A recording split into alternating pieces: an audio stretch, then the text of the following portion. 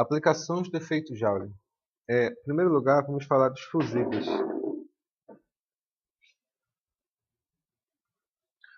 Como eu já expliquei anteriormente, eu tenho um resistor, ele tem uma resistência, R, e passa uma intensidade de corrente elétrica aqui, que vai dar uma dada DDP, uma dada voltagem, uma tensão de um ponto A para o ponto B. O problema é que, como vocês sabem, às vezes a própria corrente elétrica, principalmente que vem da distribuidora de energia, ela pode variar. Por várias razões. Um curto-circuito na rede, que sobrecarrega a rede, a gente vai aprender o que é curto-circuito. Uma variação de corrente qualquer. Nós sabemos que se a variação de corrente for muito alta, ou seja, se ela aumentar muito e rapidamente, vamos queimar o nosso material. A gente pode queimar uma TV, queimar uma geladeira, queimar, sei lá, até o computador. Por que isso ocorre? Porque você tem uma variação na intensidade da corrente elétrica. Existem alguns tipos de aparelhos, que nós denominamos de fusíveis, que são resistências, em que elas aguentam até um dado limite de intensidade de corrente elétrica. Não sei se vocês já viram resistores desse tipo assim, fusível a gente chama, em que ele tem aqui dentro um fio de material condutor também.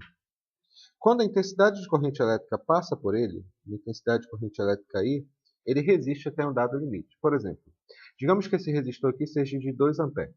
O que significa isso? Que até 2 amperes ele permite a passagem de corrente elétrica.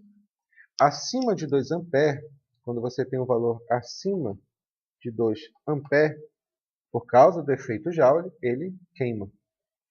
E quando ele queima, ele não permite mais a passagem de corrente elétrica, protegendo dessa forma o sistema, o circuito. Lembra daqueles estabilizadores de computador? O estabilizador de computador ele tem esse tipo de resistor. Esse tipo de resistor, quando você atinge esse limite, ele queima e impede a passagem de corrente. Isso aqui é bem simples, é bem interessante. Isso aqui é chamado fusível de cartucho. Tudo bem? Existem vários tipos de resistores que vocês vão trabalhar. Um disjuntor muito comum, também utilizado, são chamados disjuntores.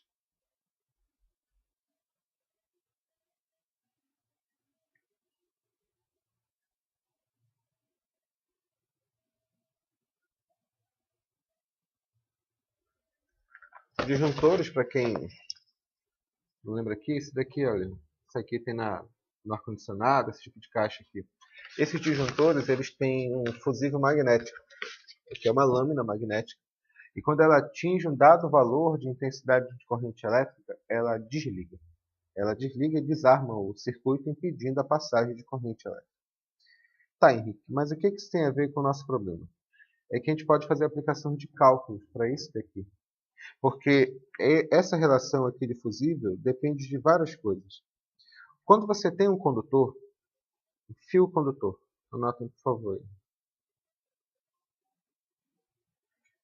Quando você tem um fio condutor, deixa eu colocá-lo assim bem grandão, ele permite uma passagem de corrente elétrica. Um fio condutor muito comum que nós utilizamos é o fio de cobre. O fio de cobre, ele é um condutor razoável, ele permite passagem de corrente elétrica.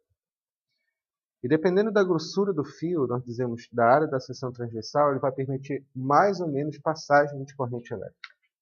Essa relação aqui nos dá vários tipos de materiais que nós podemos utilizar. Mas isso aqui a gente vai estudar mais tarde, com mais detalhes, tá bom?